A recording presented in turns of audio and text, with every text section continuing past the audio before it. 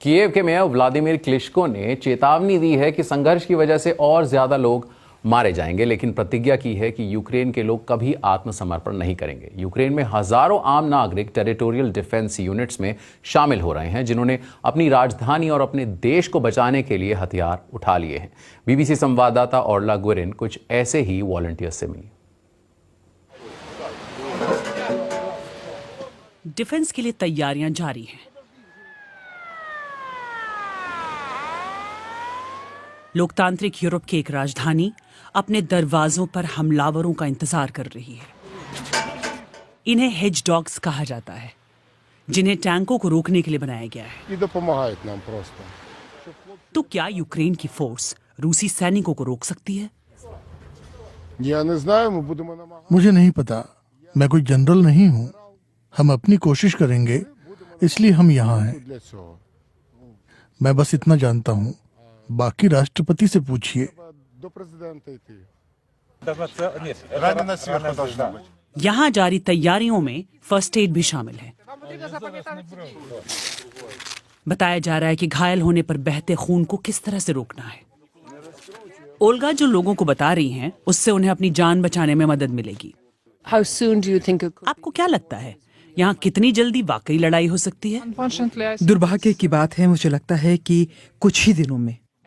हम डरे हुए हैं, लेकिन ये हमारा देश है और इसे बचाने के लिए हमें लड़ना ही चाहिए।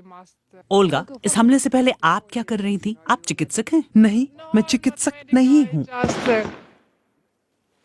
हमने गोलियां चलने की आवाज सुनी है। सैनिकों का कहना है कि ये सब चलता रहता है।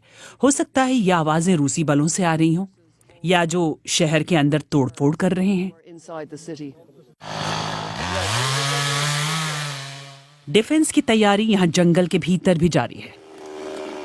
पाइन के इन पेड़ों को गिराया जा रहा है ताकि बढ़ते दुश्मन को रोका जा सके। लंबी लड़ाई के लिए खुदाई हो रही है।